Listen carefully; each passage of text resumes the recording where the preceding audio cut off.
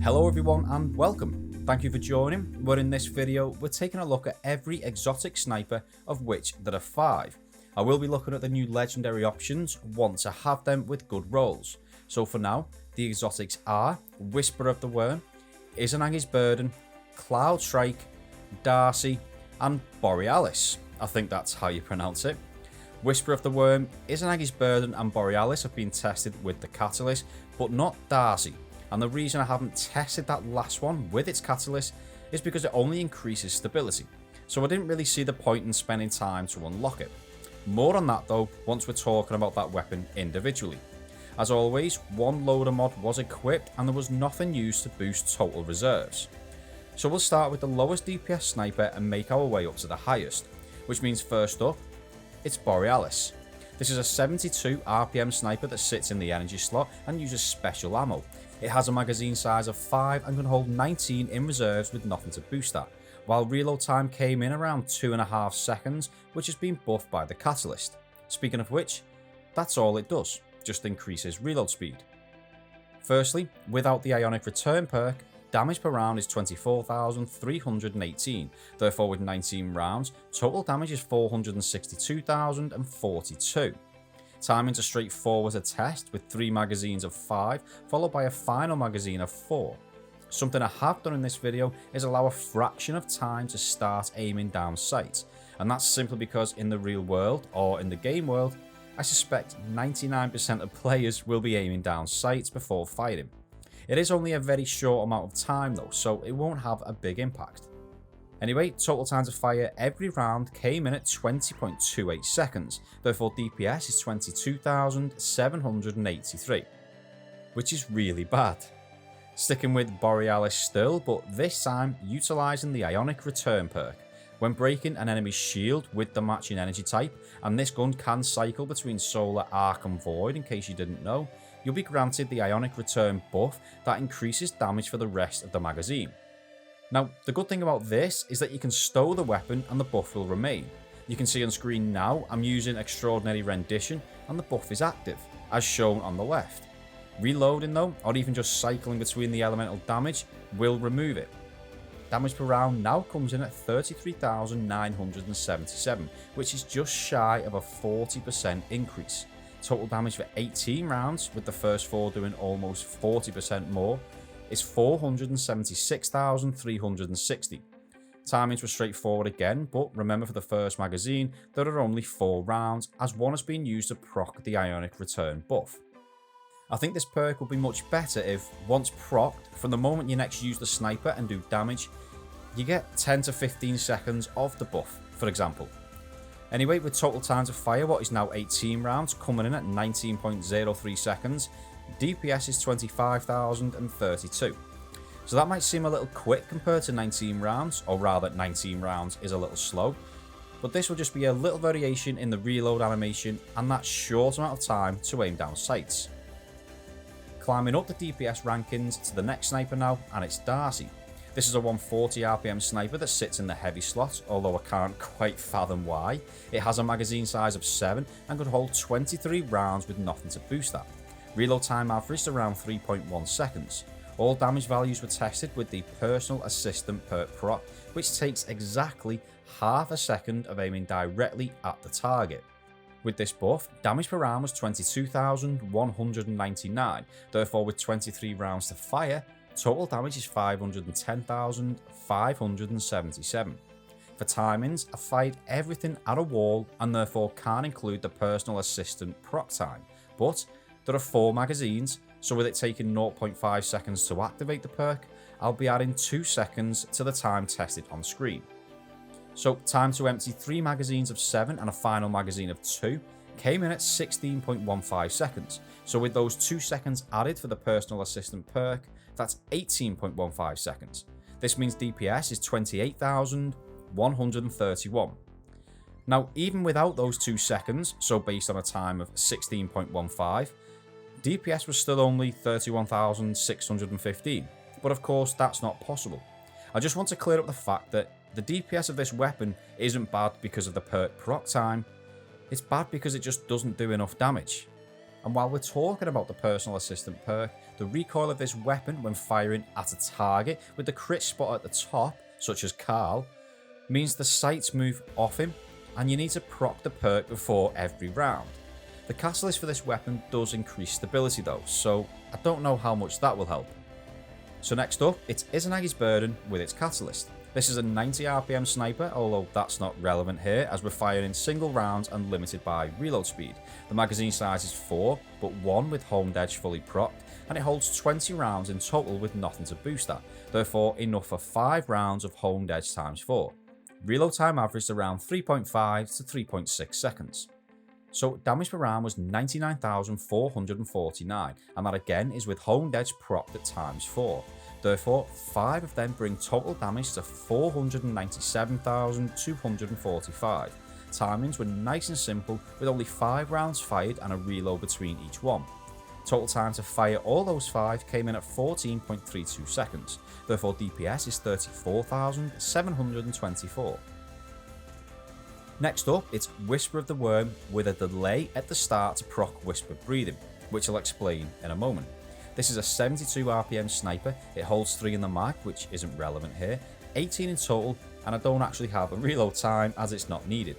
Damage per round with Whisper Breathing is 40,929. With 18 rounds to fire, that brings total damage to 736,722. So this test assumes a boss enters a damage phase and then you aim down sight, requiring you to wait for Whisper Breathing to proc, which gives you a precision damage buff. Time for the perk to proc from the moment the sniper moves at the start of the ADS animation is around 2.5 seconds. Now, in order to fire this at a wall 18 times without hitting a target, I've had to test the timings with the assistance of the editing software that I use, as you'll see now. This is basically a loop for the first 3 rounds fired with me lining up the frames at the precise moment the magazine number drops by 1. Of course I could go into a strike or a nightfall or get a team together for a raid, but one small mistake, the boss entering an immune phase or even being killed too fast, and I need to start again. So this method was much faster for me and should still yield the same results. Anyway, time to fire all 18 rounds came in at 15.95 seconds with the Whisper Breathing delay. This means DPS is 46,189, which is much more like it and beats every rocket launcher tested so far. So in second place, it's Cloudstrike, although you could argue it's in first place. This is a 140 RPM sniper, it holds 7 in the magazine and 24 rounds in total, while reload time came in around 2.2 seconds. So damage for this weapon is very inconsistent, as I've no doubt said before. From the third precision round onwards, lightning starts striking down from above, but the damage isn't always the same. There are clear values if one hits Carl directly, usually, but some of them land nearby and appear to do splash damage, while some land too far away and they don't do anything at all. What I'm going to do is the same as the last time I tested Cloudstrike, and that's to take 2 damage numbers generated when a strike hits directly, those being in this case 15,390 and 9,234, while impact damage is just 14,984. This means I'll be assuming that from rounds 3 to 7, total damage per round is 39,608, while the first 2 only do 14,984. There is a delay before the lightning strikes do damage, but that is also inconsistent, so for the sake of the video, I'm going to assume all damage happens at the same time. Not ideal, but it's no use going into more detail as it won't really provide any more accuracy. So with the first 2 rounds doing base impact damage at 14,984, and then every round after that 39,608, this means each full magazine is 228,008, of which there are 3. The final magazine only holds 3 rounds, so the first 2 at base damage and the third at base plus the lightning. This means total damage for all 24 rounds is 753,600. Timings have been tested using the same method as everything else except for Whisper. Remember, I'm not taking into consideration the delay for the lightning strikes as there's little benefit of doing so. Assume the DPS value I'm about to give is a ballpark figure. It can go up or down depending on the size of the target and just sheer luck. So total time to fire everything is 15.52 seconds. This means DPS is 48,557. And finally, At the top, it's Whisper of the Worm again, but this time without the delay to proc Whispered Breathing. Of course, this assumes that you're already aiming down sights with Whispered Breathing when a damage phase starts, which is perfectly possible.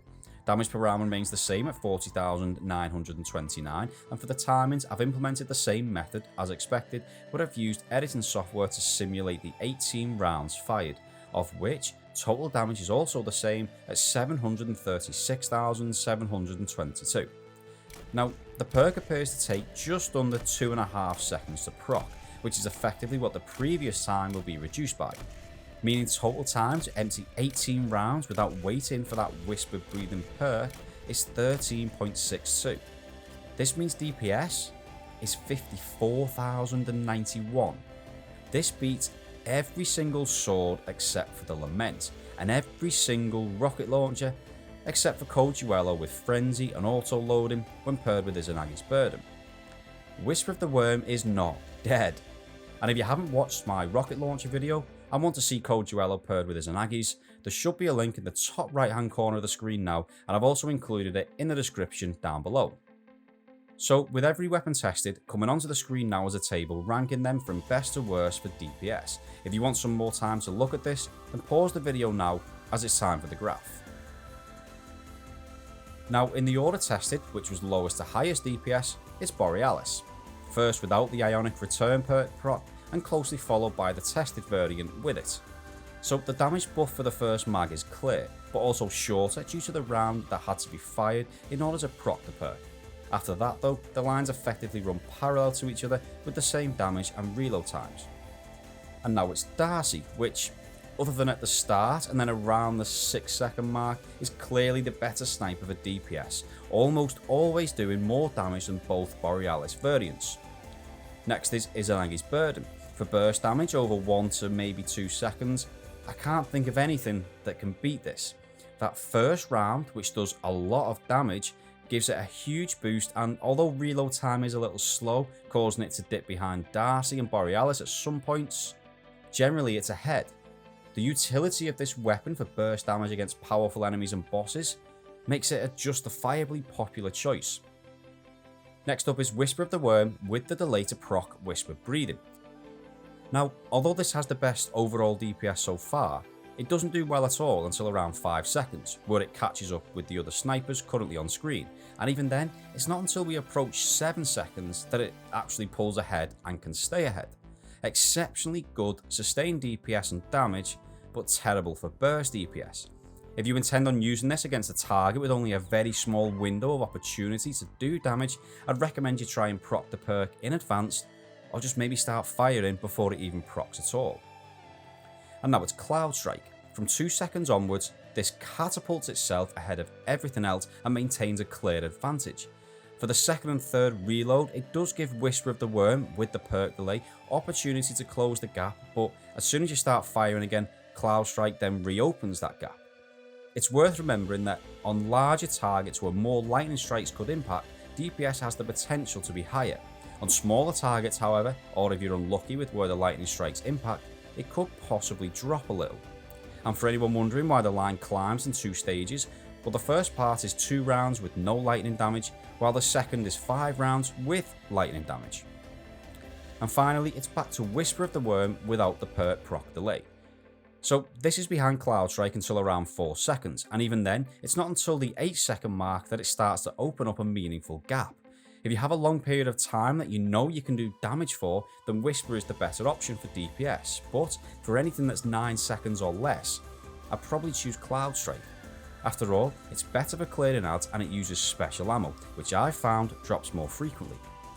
Either way, Whisper without the delay and Cloudstrike are the clear winners, while Whisper with the delay isn't so great until after 7 seconds.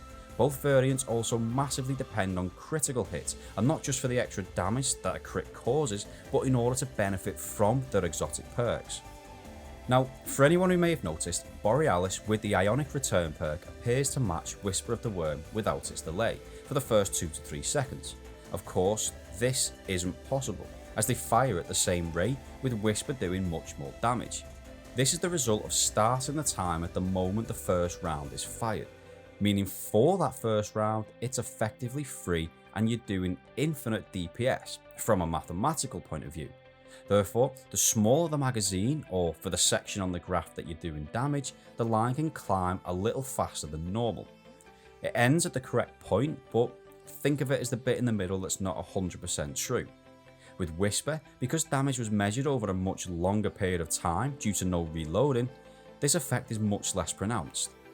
It's not something I can fix without showing every individual round fired as a vertical line, like you can see with Izanagi's Burdne. I do plan on making a video that just explains DPS in more detail and how it's not a static number, etc., as well as the reason this anomaly occurs. And no, it won't be a guide on how I make my videos, just think of it as DPS 101, the theory and meaning of DPS, which can be applied to any game with damage, not just Destiny 2. But until the next video, that is all from me. I hope you enjoyed this one and found it helpful. If you did, please don't forget to like and subscribe and give me any feedback in the comments down below. Trust me, I appreciate them all.